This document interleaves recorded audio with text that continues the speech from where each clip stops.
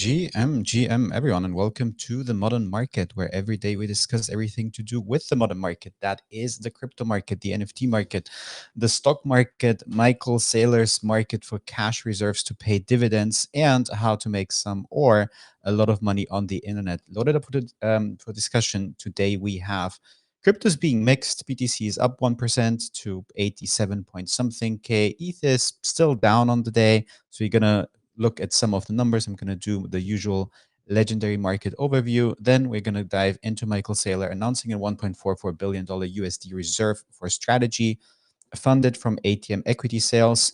We're going to see what that means, how long this is going to last in terms of dividend payments. And then last but not least, Rahim will cover the $11 trillion Vanguard, allowing clients to buy crypto ETFs, which I think is pretty big news. Also got the latest on price action on crypto and NFTs and the general market discussion as usual. So stay tuned for that. Today I have Rahim with me in the co-seat. We're almost ready to get into it. But before we do that, friends, just a quick reminder that nothing that we say here is financial advice. This market is extremely risky. We do not know anything for sure. So please do proceed with caution and exercise your own judgment. With that out of the way, Rahim, it's been a while since it was just the two of us on a show. How are you doing, my friend? How are you feeling? GM, yes, it's been definitely a minute. I am doing good. Super big week on my side of the world. Binance Week is kicking off tomorrow, so the amount of events that are happening, and obviously a very different class of events and different people focused, right? Like obviously, it's Binance is very Asia focused, so it's just interesting to kind of see that. Actually, fresh off the press, I was at an event today for like a quick thing where it was like a private gathering between some people from World Liberty Finance and Aster. So this is fresh off the press, some news I got from IRL whilst listening to Leonard, who's like the founder for Aster, that they apparently announced a partnership with World Liberty Finance. We exactly don't know what that is at the moment, but yeah, we're seeing a lot of things cooking. I'm excited. I always like to see what happens during the Binance week. I feel like Twitter as a whole is very much unplugged when it comes to like the Asia market. Also, I've come to realize that I feel like there's like a big cult around Binance as a whole, like the way people wear their merch, they use their products. You never see like that with Bybit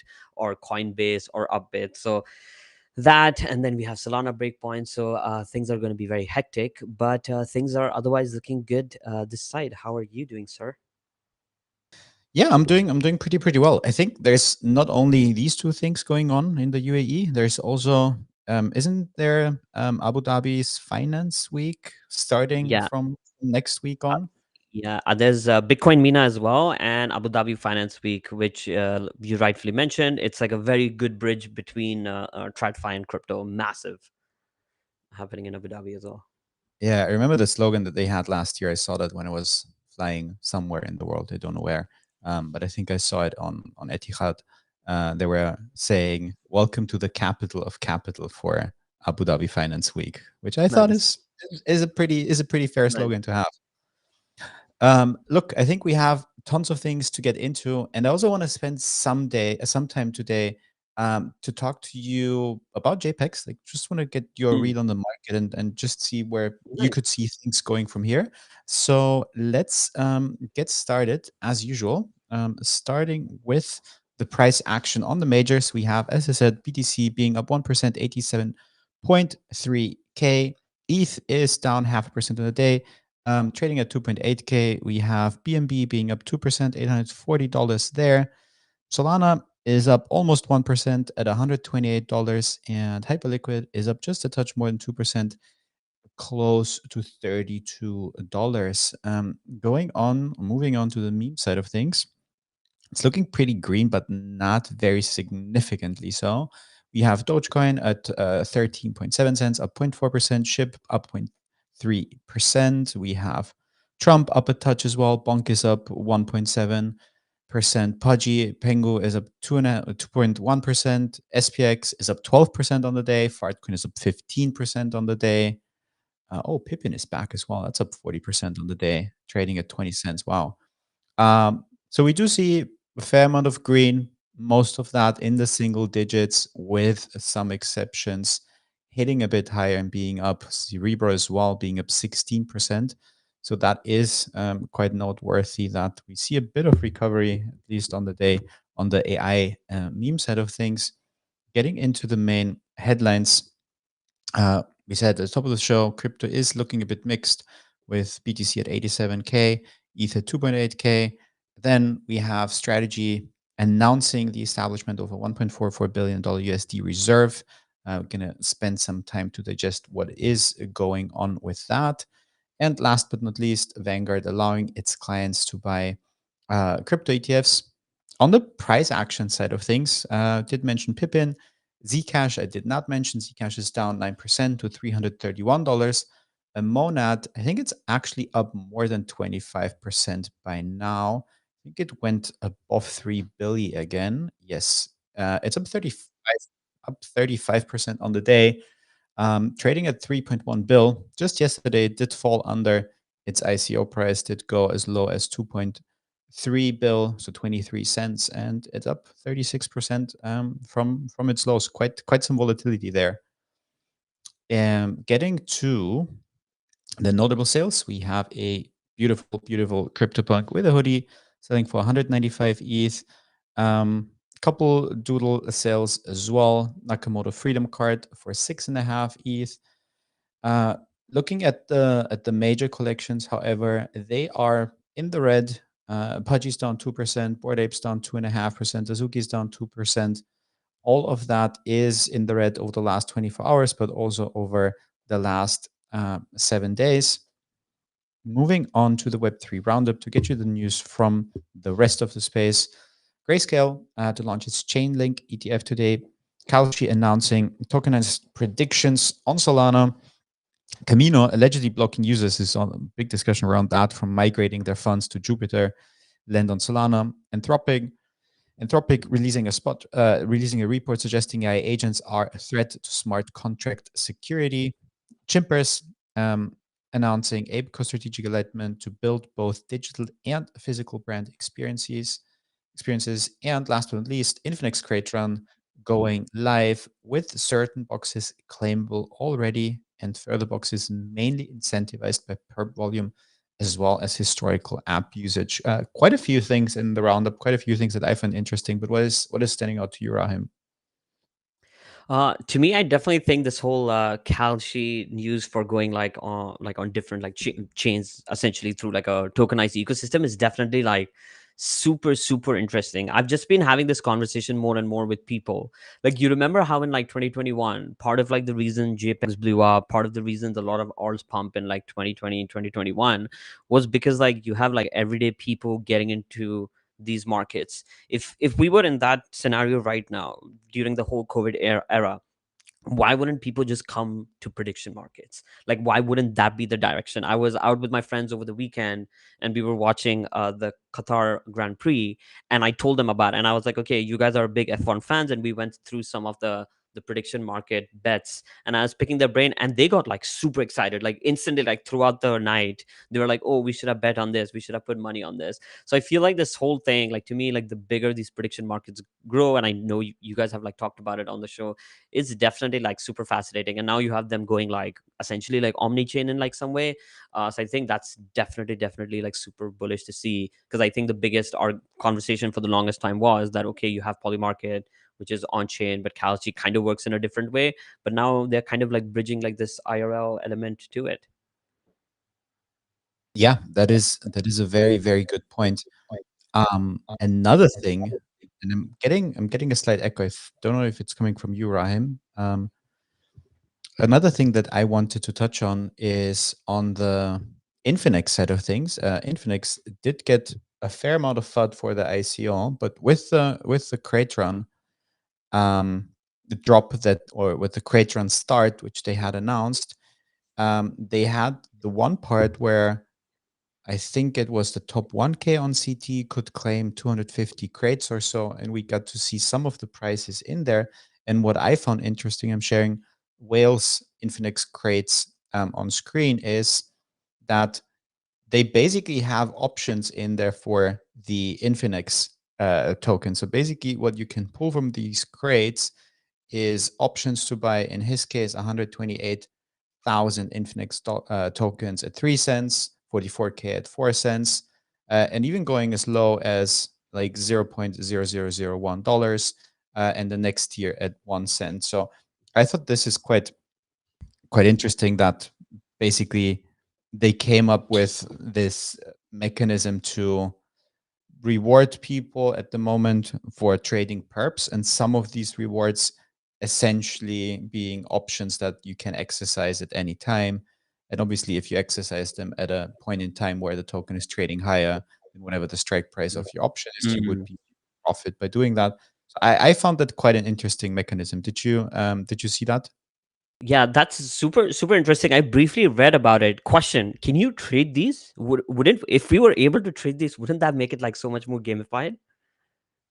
I don't think that you can trade these. That's a good question, but I don't think that you can.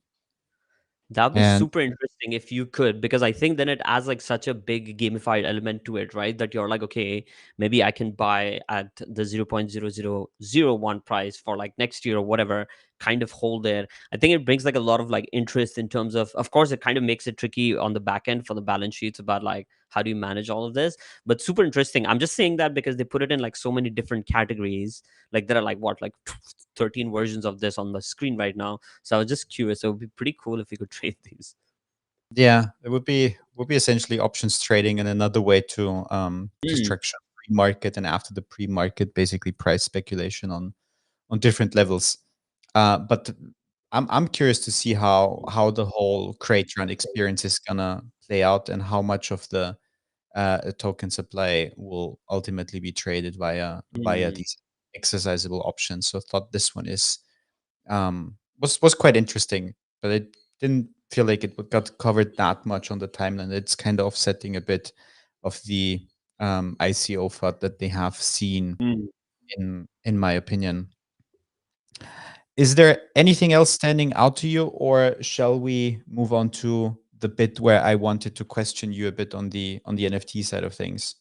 I think we could start off with that, and maybe it'll segue into that, the whole ApeCo and Chimpers partnership thing they announced.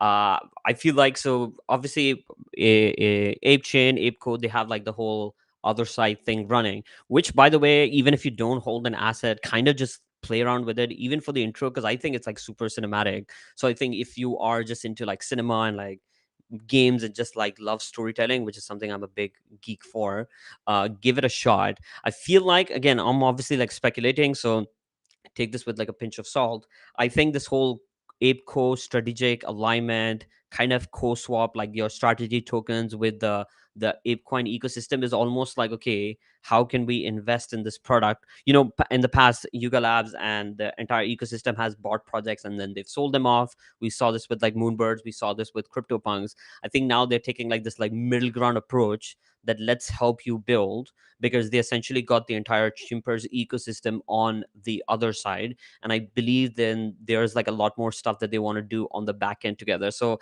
I actually thought this is super nice, just because I feel like, in my view, for like this NFT space to kind of like survive, we just need to come together and like hold our hands together rather than just like PvP out of a very, very tiny market. So I thought that was like a cool announcement, just because I think Chimper's team is super stacked. They've never raised money, and don't think the space talks about it enough. They've never raised money, and if you look at all the projects that have been around and relevant, they all raised money and they are where they are. But these guys are here with taking everything from like their mints and just like doing a fantastic job managing their funding. Yeah, that is a very, very good point. Absolutely agree with you on that side of things. The other side that I also wanted to get into when it comes to NFTs is I wanted to get your opinion on what you're making out of this. I think it is becoming a trend. I think it's fair to call it that. We've seen it with Moonbirds. We've seen it with Fog. We've now are seeing it with Pudgies doing the mystery boxes. Some of them for RWAs, some of them for we don't know what's going to be in them. How do you feel about this trend, and how do you feel about like the general direction where the major NFT collections are headed into, which seems to be a very like RWA heavy route, which seems to be very heavy on the trading card game side of things. What's just your general sentiment on this? Yeah, great question. To be honest, and this is something I've been like talking. I've like written articles about it, like on Twitter. If someone like has gone through, but I've been comparing like the Pokemon world, not just the TCG, but like the whole IP infrastructure over the last 2 decades. That I believe that's the direction that NFTs should have been taking. I'm glad they're aligning some way, because like if you look at the Pokemon world, the amount of like passionate collectors you have, it's just like insane. And I feel like to a degree we couldn't reach those levels with NFTs because everything was like so financialized. And I think at this point, it's pretty obvious that NFTs have not been a good financial asset. Like if you're buying it for financial reason, not just now, but for the last year, the last 2 years, your just like thesis is like strange because it's very obvious these companies don't make money. So they're like definitely not revenue positive. You have to realize that they're not a good investment. I don't say this as a negative thing because I feel like this is how collectibles should be. If you look at the Pokemon world, like me and someone on the timeline we were talking about, I came across this collector a while ago where he likes to take his cards. There's a certain way he started bleaching them under the sunlight where certain colors wear off, but the certain colors get preserved. And now there's a market for bleached Pokemon and stuff and everything. So I feel like, and you have blind boxes, which is a very big thing in that industry. You obviously, we saw this with the rise of like that new IP, Labubus, and we see this a lot in like the Pokemon world as well. So it's like seeing different projects do it. We have like the FOG Mint also kind of done in like that mechanism with physical collectibles attached. You have Pudgy Penguins doing it now. To be honest, I feel like we are aligning ourselves more with how IPs in the traditional world works. Which, to be honest, yeah, if you bought like the top or you bought it early and you held your NFTs, it definitely sucks. But from a culture point of view, this is exactly what were for, at least people who bought it in the early stages. Like I bought my ape like super super early, never bought it from the lens of like a financial asset, and still not looking at it a financial asset, because if I were, that's a bad thesis. Yeah, very much agree with you. And I think as a result of that, what we're also seeing is that the whole brand building playbook, if you want to break into the real world, is turning into a multi-year process, and it's still in this interesting phase that, I mean, Pudgy Penguins, relatively speaking, are a very young brand, and if you got in at any point before the Pengu airdrop and been part of the community, you got rewarded with the tokens. You had all of the occasions to sell out of that token, take some profits on it, and now basically, if you want to have the freehold, have that for a couple of years. But it's fascinating that like the NFT use case has now pivoted building building this real world brand, and we've basically moved away from all the other NFT use cases that we had like back in 2021. Just when we were talking about Infinex and the options basically, and you asked if they are tradable. Oxy in the comments was making the point that it's funny how this would be a perfect use case for NFTs, yet Mm. no one chooses to do that type of thing. But yeah, I thought it was interesting to have this discussion. One more thing, one more shout out that I want to make before we move on into the main headline is to Steve, a good friend of ours, longtime listener, is with us in the audience as per usual, has now joined OpenSea as their marketing lead, is, as a result of that, also leaving or stepping away from his role as a co-host of Coffee with Captain, which I find sad to hear, but super, super excited for you, Steve. I see you in the audience with us, so congrats on that, and very curious to see how you are gonna shape OpenSea from exactly this like community storytelling product perspective, which we've kind of also covered as part of our NFT discussion now. But look, we have a bit more than 30 minutes in the show, so let's get into it. Let's get in. Quickly before we step out of the NFT thing, I want to quickly pick your brain on Gamba Docs. They were up 35% Oh, yesterday. I think that's a pretty interesting model. I think what they're doing is like super interesting, and I know you're into it too, so I'm curious to hear your thoughts. yeah, absolutely. So what Gamba Dogs are doing, let me get them up on screen. What Gamba Dogs are doing is basically Spicer's project or collection. Good friend of mine, absolute gambling degenerate. I have to say it as it is. I remember meeting Spicer at an event, and it was an NFT event, and he was reloading a couple grand onto his stake account to do sports betting and some casual betting on the side. And the idea behind this collection, it's trading at an 8.2 Solana floor. It mint at, I don't remember, zero point 0.4 Sol, 1.1, 1.5 Sol, So their something in that. first, yeah, so their first round was, so what they're doing is they have 10 in total, they have 10,000 NFTs. What they are Yeah, doing is they're being very smart about it, where they're releasing thousand in different chapters. So the first ones were at 1 SOL each, and the last one they did about like 2 weeks ago, they sold it at 3 SOL each. And what they're doing is, yeah, they're using the funds to essentially have a bankroll, which they use to bet on like stake and like other platforms to on like sports betting and things like that. exactly. Yeah, and they're currently at 2K out of these 10K released. I minted a bunch of them in the first round, so just as a disclosure there. I think it's an interesting model. I think it's obviously gambling long term is EV negative. I think we all know that, but I think that trying to form like a gambling community with a joint budget is pretty interesting if you can on top of that like manage to monetize that, right? If you get a couple of streamers in, Mm. if you get someone who gets a casino deal and gets some sort of benefits from that community reach on top, you could basically have not an edge against the casino, but you could with the like the negative EV could be offset by some of the marketing and yeah, some of the partnerships, casino partnerships that you could basically bring in as a result of that. And if you then maybe add an affiliate and referral layer to that, I could see this basically work and see their gambling budget, or however you want to call it, go up. But it's obviously a pretty risky bet, right? If you Yeah. go on a long losing streak Mm. with that, you basically It burn becomes through whatever risky. treasury No, you have. yeah, 100%. And like they've taken like what I like about it, and of course, just like full disclosure, I own a few as well. Like I think their whole model is internal model is they buy back their own NFTs and they list it higher. So kind of that strategy model, but they're making the profits they make from the bets to kind of buy back that thing.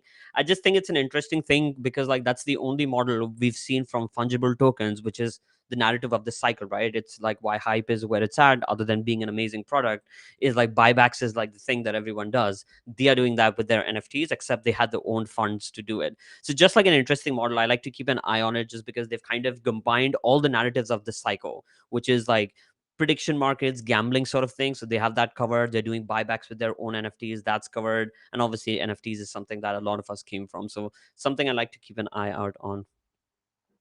Yeah, very good shout out. I think the important thing for them is going to be that they manage their bankroll accordingly and try to go more with low volatility bets and not to burn through all of that to keep that model alive for a bit and see if it has potential to basically be sustainable and stay alive for longer. Um, Look, with that being said, let's get to the main headline. And main headline starting with the market overview. First data point I want to take a look at is the ETF side of things. We have total Bitcoin spot ETF net inflows, which on the plus side, were on the green or in the green yesterday. On the negative side, however, just 8.5 M in net inflows. We are now talking about like a 4-day streak of net inflows, but with relatively low numbers. We had 8.5 mil yesterday, and last week we had 71, 21, and 128 mil. But at least we don't see or haven't seen net outflows for a couple of days. Moving on from Bitcoin to the equity side of things, pre-markets are looking pretty good, pretty okay-ish. I would say today we have Nasdaq futures being up 40 bips, S&P futures being up 25 bips, but nonetheless, the entire U.S. market is still being driven by extreme fear and greed. Indicator is still sitting at 22. If we take a look at some of the individual stocks, we kind of see, and we've been observing this for a while, that basically when Nvidia is moving up, which it did, Nvidia was up, is up 1.65%. Google is now moving down, is down 1.65%, coincidentally, exactly the same number. So is Meta. So I feel like this competition between the two of them, we did dive into the TPU announcement, which Google had or Alphabet had last week, and also having apparently secured a partnership with Meta to sell the chips to them is gonna stay relevant. And I feel like this competition between these two equities will remain very, very interesting to watch for a while. But from that, also a bit of a mixed board, I would say. The banking side of things, JPM and others are down a bit. Consumer cyclicals are flat or up a bit. That includes Amazon, Tesla, Home Depot, and many more in that category. And apart from that, the thing that it has corrected, that is now moving out of stocks again, is gold. Gold was on a very strong run yesterday. It did go significantly above 4.2K, is now down 1% from that. So definitely seeing some more volatility and some a bit more of a diverse market structure now, which I think is a good thing, because I remember that over the last couple of weeks we had, or maybe like even 2 months or so, we had phases where we're like saying, yeah, everything is up, stocks, gold, yield, no matter what you were looking at, everything was going up or everything was going down. And I feel like that we're now seeing a bit more of mixed movements. Um, so it's not everything is going either up or down, which I basically think is a good sign, because to me, it signals that the market is regaining some confidence to like pick out individual thesis of what it wants to buy and what it doesn't want to buy, and is not generally like just FOMOing into things or selling out of things because it's just so afraid of the market conditions. And the last point that I did want to add is going to touch on that until it's happening, is the rate cut. I'm not going to bring it up on screen because there's not too much to say. Just that the rate cut odds still hold steady at a 90% chance to see a 25 bips rate cut in December. But curious, Rahim, because I feel like the portfolio discussion we haven't had in a while, specifically with you, what you're currently making out of this market, what are the things that you're looking at? How are you allocated? Are you moving more into stables? Are you moving more into risk on things?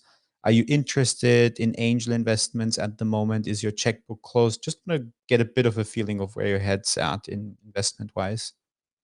No, for sure. On the angel investment side, pretty much closed. It's funny. I was thinking about this. Like, I'm still getting like DMs from people who are like raising, and I'm like, man, like raising at this point in the cycle is such like you are swimming against the current and stuff. So that's something definitely I'm not doing. In fact, just one of my personal reflections that I was working on over the weekend is I feel like I was kind of a bit more liberal than I should have had towards like angel investments. So that's something I'm definitely being very reserved in regards to.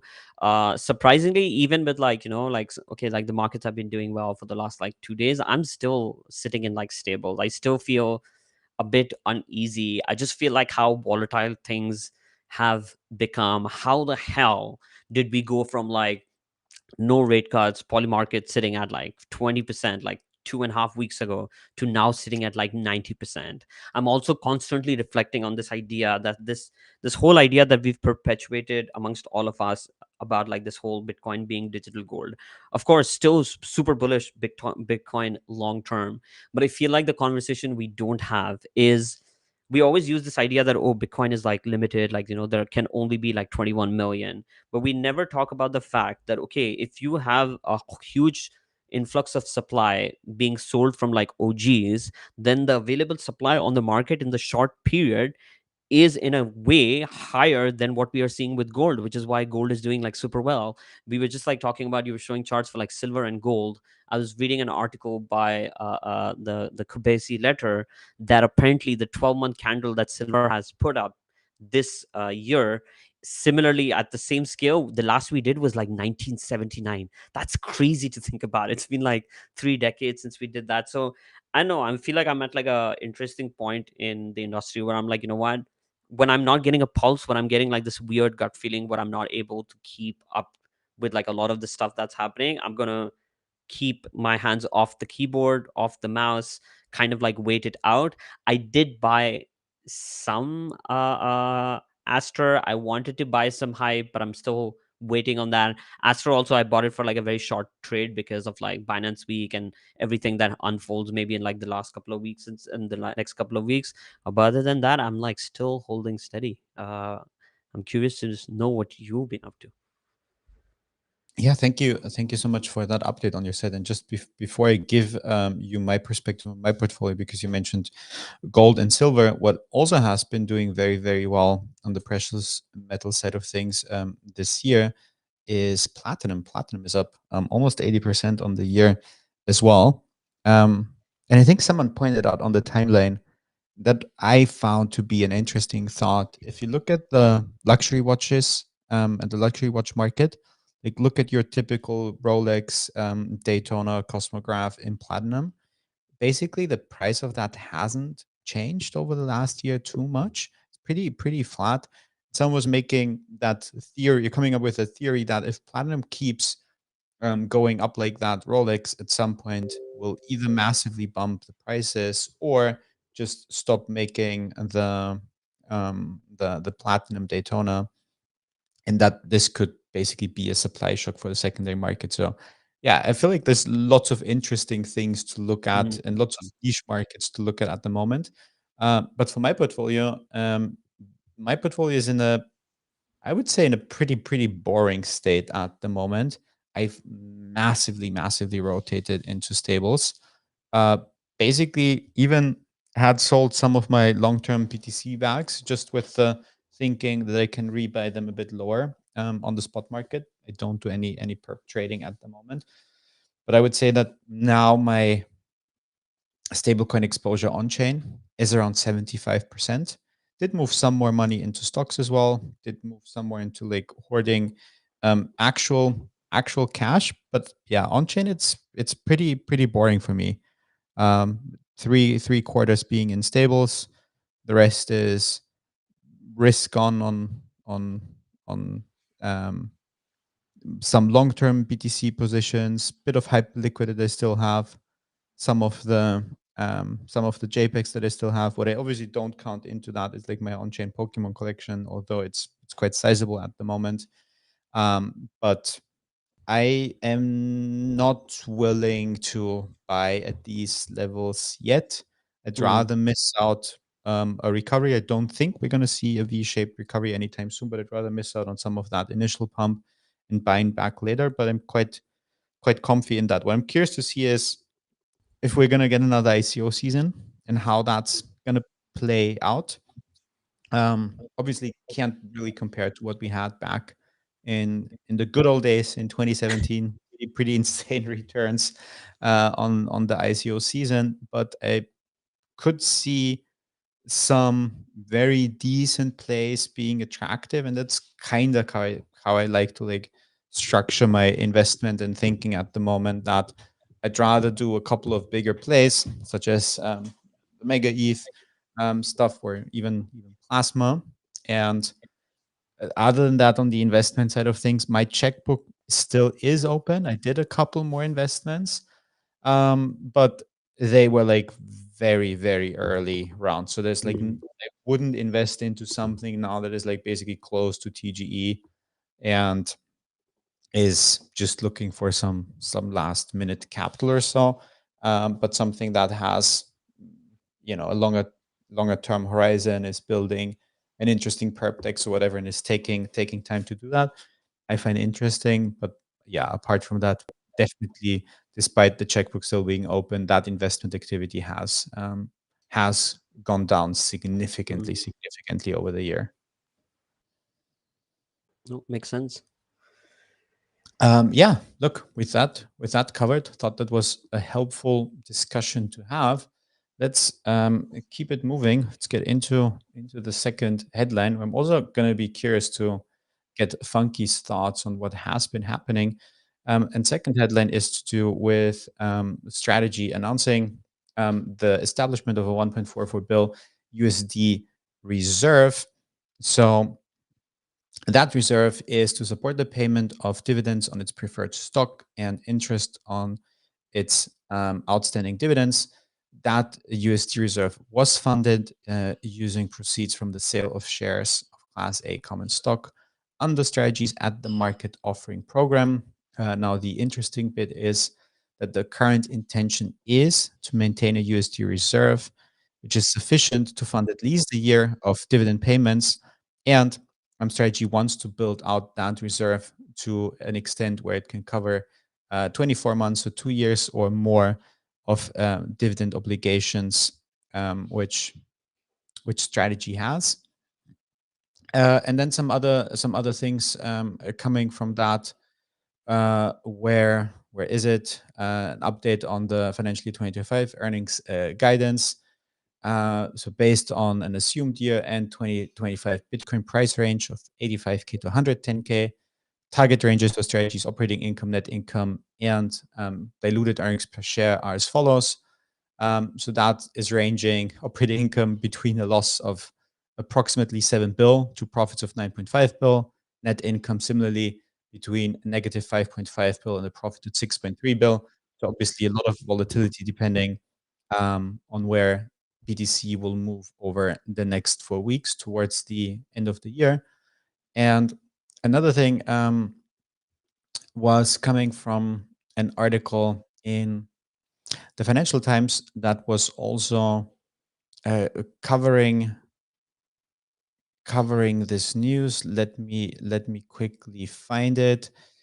Yes, Saylor said that this dollar reserve, and that's the quote, would better position us to navigate short-term market volatility while delivering on our vision of being the world's leading issuer of digital credit. So that digital credit wording specifically is the one that stood out to me. Taking a look at the strategy stock and what it means for that. Yesterday, strategy was down 3.5%. The pre-market, it's up 1.88%, but obviously the strategy stock is still massively, massively in the red over the last month, down 36.5%. But I think that it was a good timing to have this announcement coming out. There was also a bit of FUD on the timeline as strategy CEO made, I think it was in a podcast, the comment that they could theoretically see a scenario where that is not Michael Saylor. Saylor is the chairman, but not the CEO of strategy.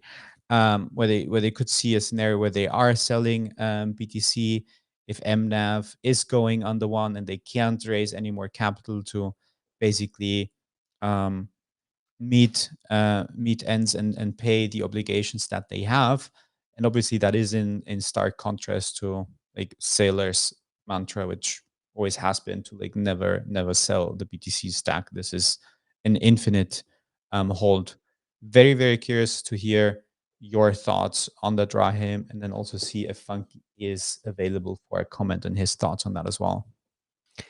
Yeah, I definitely think it's like a very strange time to look at this entire conversation. I think, yeah, like there were a couple of people trying to wrap their head around, which is interesting when, like, a certain different class of like CDs trying to wrap around the head, where they're like, wait a second, how is it that like MicroStrategy is like trading 10 billion less than the amount of like Bitcoin they hold? It's just like interesting to see of how, just like in our space, we play like, oh, if we are buying ETH, what's like the beta play for ETH, which is what like, and it's always like the more volatile asset, right? And I think that's exactly what we've seen with like MicroStrategy on both sides. At one point, it was trading significantly higher than MNAV, and you were like, everyone's like, oh, why would you buy that and not Bitcoin? And now it's like the reverse. I just think like the one thing that is interesting to observe is the amount of people, I think, on the timeline that are almost like, I feel like maybe it's like the language they use or the way they write it. I feel like there are too many people banking, or I would even say borderline rooting for like Michael Saylor to fail and strategy to fail, which is just like insane to me. I feel like this whole like Vagmi energy has kind of like gone from our space at all, where there are constantly like people trying to uh, uh put the entire ecosystem down and everything. And I think it's just like it kind of it's a weird thing to kind of observe a lot. However, I'm going to be seeing him talk about his Bitcoin thesis tomorrow in Dubai, because he'll be there at the Binance Week thing. But the discussion that I'm most looking forward to is the debate between Peter Schiff and CZ, between gold and digital gold. I think that's going to be a fun debate, especially at these Bitcoin prices. Oh wow, yeah, that's definitely one where I wanna hear from you how that one went. On the strategy stock specifically, maybe one more follow-up question for you, and then we'll go to Funky.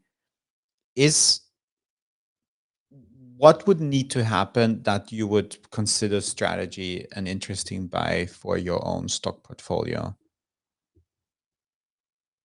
That's a great question. I think, yeah, to me, I've just been like so much on, I would rather hold the Bitcoin side of things. I guess to me would be probably if they go down the route of, okay, they are like doing a lot of like mining ecosystems, that I feel like they have a long-term plan. I think there's this broader discussion we keep happening in the space, right? That, okay, what happens when mining rewards get lesser and lesser? And there have been conversations, and I know Funky has also once made an argument on the timeline that, and correct me if I'm wrong when you're here, is that, oh, maybe like governments will get involved, and because like governments will be holding Bitcoin, then they will start essentially like looking at the whole infrastructure and how they can make it keep running. I think if that side of things starts getting interesting, that I could see myself that, okay, you know what, I want to hold like a strategy thing, because that's not just me buying Bitcoin, but I'm also buying almost like the mining infrastructure side of things and stuff.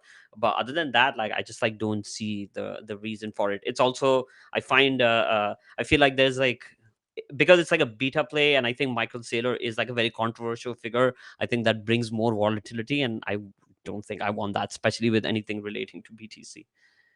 Yeah, that's a very fair point. My my own thinking on that was, I think that at some point this discrepancy between the spot value of the BTC that they're holding, the market cap of the company, is getting big enough that I would want to buy. And I feel like we're getting close to these levels, because typically I would say I'm not in the target group to buy strategy. Mm. But now I'm kind of reconsidering that and thinking it could be an interesting buy at these levels. But I haven't gotten a final answer yet. But very curious, Funky, to get you into the strategy discussion, as well, as you are not only our resident US expert, but also the expert on all things to do with strategy itself. Thanks, Ledge. Yeah, GM guys. I think this was a well-timed announcement in terms of having the dry powder to pay the dividends for the next roughly 2 years. I figured it was going to quell some of the FUD, but then, of course, immediately on the back of that, you had the comment from the CEO. Do I think we'll ever see that? I don't know how even underwater in terms of the NAV it would have to get for them to sell Bitcoin, to be honest. Because again, one thing I like to remind people about is that during the bear, and I think Saylor himself tweeted this some weeks ago, probably 2022 after the FTX implosion, their average buy price was roughly $30,000 per Bitcoin. And it nuked to 16, and they never had to do anything or sell any Bitcoin or worry. Now, granted, that's before all these financial products were released, to be fair, right? So the Strike, Stride, Strife, all those things did not exist. So they didn't have those liabilities on their books either. But I think just the cash positioning is really good.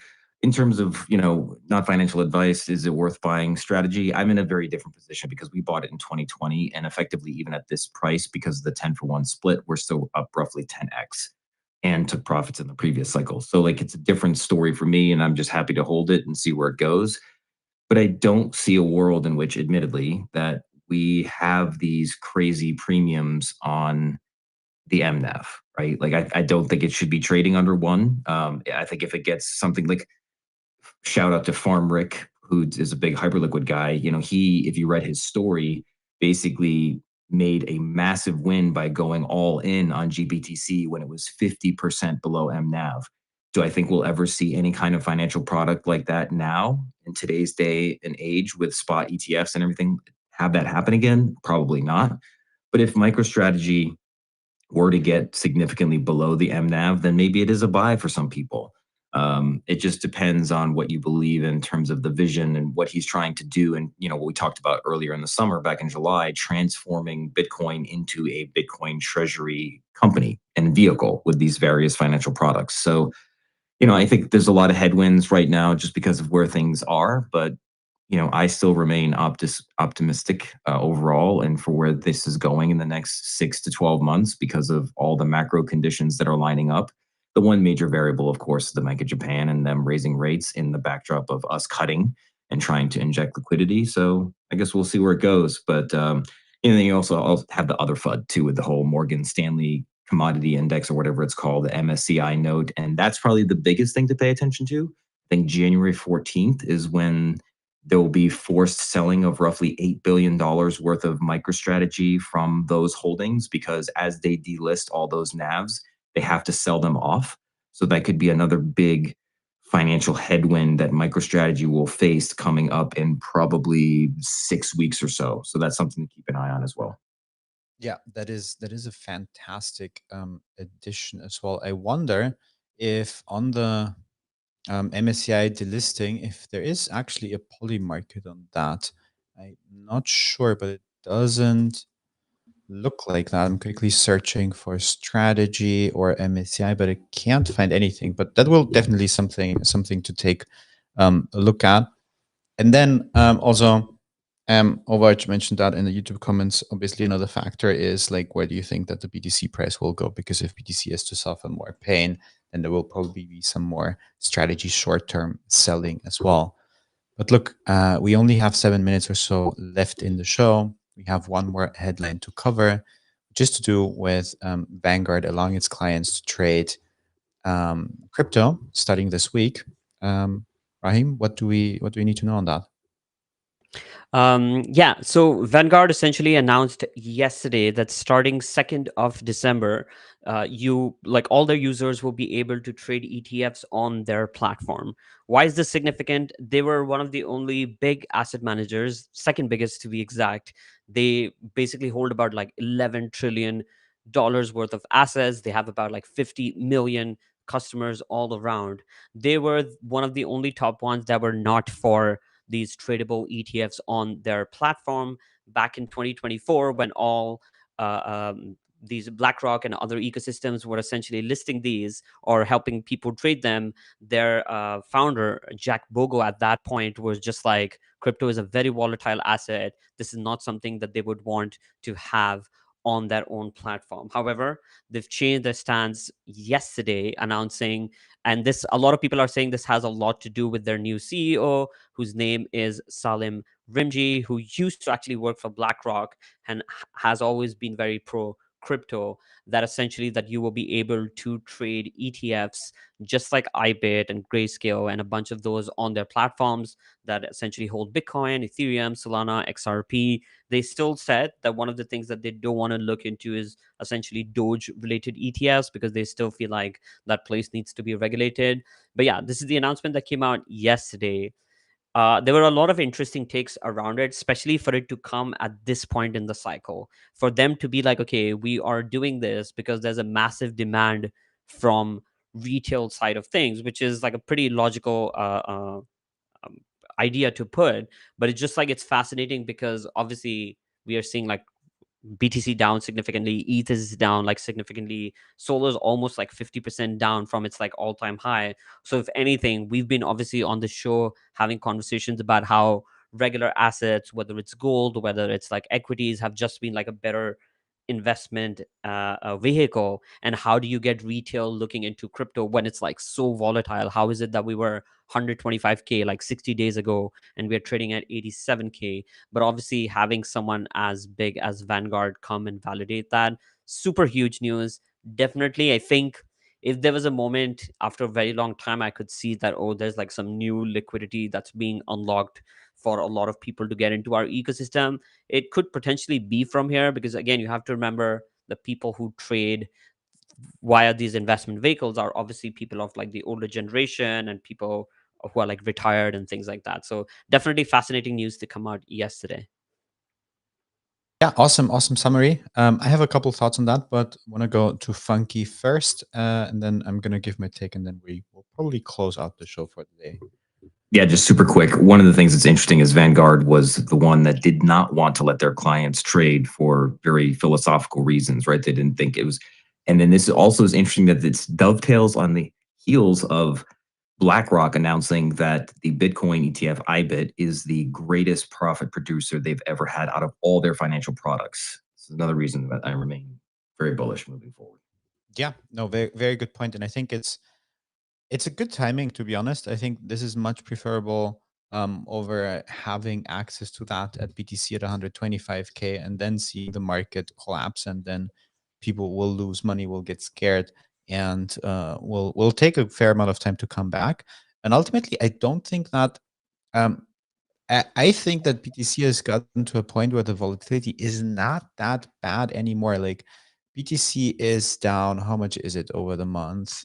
It is down 21% over the month. If you look at something like Oracle, for example, Oracle is also down 23. It's actually down a bit more. It's down 23% over the month. So if you are a tech investor, you are used to see that kind of volatility. You're probably not used to see a cryptocurrency do minus 70% in a month to minus 99. But that 20%, 30% move in a month is obviously not common. It's not happening every month. I'm not insinuating that, but it's not something so outlandish that you can't imagine that. And I think that if you come from the perspective of someone who likes to trade and pick stocks within the Nasdaq, that BTC volatility is probably not something that you find significantly more scary than the usual stuff that you would play around with otherwise. Rahim, any final thoughts on that, or shall we close it out for the day? Yeah. I think it's an interesting take. Yeah, I think it just goes back to like the broader philosophy, right? Then I think the narrative for us to essentially push it from the angle of, okay, we need to look at Bitcoin as like this broader futuristic tech stock. And if you look at it from that lens, just going to your example of Oracle, seeing some of these big stocks go through like a 10-20% swing on a monthly basis is not that crazy. And it just goes back to the broader thing I was talking about earlier on the show. It's just like, I feel like the moment we start talking about it from the lens of gold, we can't be agreeing that this volatility is like normal for gold and stuff. However, if you look at tech stocks, makes absolute sense. So yeah, I think just like playing the devil's advocate, I kind of agree with that sentiment. Yeah, very very fair point. Look, thank you so much for tuning in today, for being with us over the last hour. Thank you to everyone in the YouTube comments. Thank you, Funky, for stepping up with us today as a speaker. Thanks, Rahim, for co hosting the show with me. We will, as usual, upload the episode to Apple Music, to Spotify as well. We're going to have clips coming out on YouTube and TikTok. And of course, we're going to be back same time, same place at 7 a.m. Eastern Time tomorrow. In the meantime, have a great Tuesday and see you tomorrow. Take care.